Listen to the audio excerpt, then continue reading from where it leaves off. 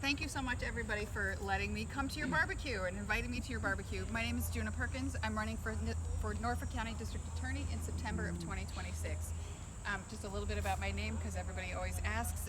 The D in my name is silent, but I like to say that I am not. I was named after a writer who was active in the 1920s, and my parents were artists, and that's what happens when you're born in 1968. Exactly. Yeah. So I am. I started out I came to Massachusetts, like so many of us did, as a college student. When I was 17, I was lucky enough to get a 100% financial aid scholarship to Smith College. And after Smith, I went to BU for law school. And it was while I was in law school that I became interested in becoming a prosecutor. At that time, my first semester of law school, Carol Stewart was murdered in Boston. I mean, at first it was believed that her husband claimed that it was a black man who had approached them and shot them both. And of course, in the end, as we all watched with bated breath over the months, it turned out that it was actually her husband. And during my second year, I was lucky enough to have a clerkship with then Assistant U.S. Attorney Ralph Martin, who was assigned to investigate the conduct of the Boston police in the wake of that murder, of the murder of Carol Stewart, to determine whether or not charges could be brought against the Boston police officers. So that was what kind of gave me the prosecution bug. So when I left law school, I started out I've spent 10 years as a prosecutor. First, I was in the Attorney General's office under Scott Harshbarger, where I was in the Safe Neighborhood Initiative in Brockton District Court, the Appeals Unit, Narcotics and Special Investigations. And when I left the AG's office, I went to the Suffolk DA's office, where by that time Ralph Martin was the district attorney. I started as a line prosecutor in Superior Court in the Domestic Violence Unit. In my last position, I was the chief of the Domestic Violence Unit in Superior Court, where I was responsible for oversight of all domestic violence cases in Suffolk County, including everything short of murder. After I left the DA, I also supervised the Dorchester District Court and helped implement the Dorchester Domestic Violence Court.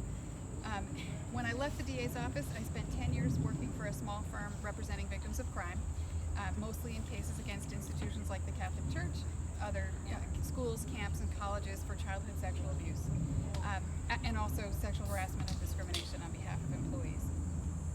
In 2012, I started my own practice where I focus on investigating sexual misconduct and discrimination for schools and workplaces. So I go all over the state, actually all over New England, to high schools, colleges, public, private, municipalities, police departments, to do internal investigations for discipline. I've probably done over 150 investigations like that. But at heart, I always have identified as a prosecutor. I've maintained that identity. That's what my whole career has still focused on, just in different settings. And in the summer of 2023, first of all, I should say, I live in Dedham. I have 3 young adult children. My husband is a Milton Public Schools teacher and has been for 28 years. We have 2 dogs, both of them were rescues. And I've also been the primary caregiver for an elderly and severely disabled parent.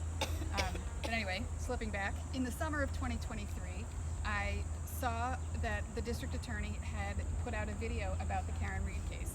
And when I saw the video, it was less about the case itself than what he was doing, which, as I was trained, was entirely unethical and inappropriate. He was vouching for the credibility of witnesses, which a prosecutor is never, ever supposed to do. And so that's what kind of got me paying attention to what was going on in the Norfolk DA's office. And then I do some criminal defense, and every once in a while I would have an interaction that I thought, that's strange, that's not how we used to do things. But anyway, really, I know that you all know about the Karen Reed case. I believe that most of the controversy that has surrounded that case is because of poor decisions made by the district attorney. But more important than that, and the thing that really made me decide to run, was the Sandra Birchmore case, which I hope that most of you are also familiar with, because seriously, it is like a Catholic Church level scandal in our own backyard. What was the case that you said? So Sandra Birchmore was a 23-year-old pregnant woman who was found dead in her apartment in Canton in 2021. Initially, it was believed to be a suicide because of the way they found her body. But any experienced prosecutor who had seen who had looked at the evidence and saw that scene would have known immediately that this was a murder. And the reason that we know that is because in this past September, the feds indicted the person who's believed to be her murderer, and they can't charge him with murder because that's a state crime. So they charged him with federal crimes, but they would never have done that if we had done our job. And what it is, to me, it is just horrifying. So the person who's accused of killing her now was her married police officer boyfriend. He was a Stoughton police officer who had met her when she was 12 years old, and he had groomed her for sex since that time. He and his twin brother and their supervisor, all of whom were all of whom were Stoughton police officers, were all having sex with her by the time she was a teenager. So the fact, and in the federal indictment, they included an affidavit in which they outlined all of the evidence that they were using against him, and all of that evidence, or at least 95% of it, was available at the time of the murder. So there is absolutely no reason that he was not charged by Norfolk County at the time of her death. And so if we cannot, she was also, the Police Explorers program was intended for kids who are kind of vulnerable. If we can't protect somebody like her, what are we doing? We have no government at all.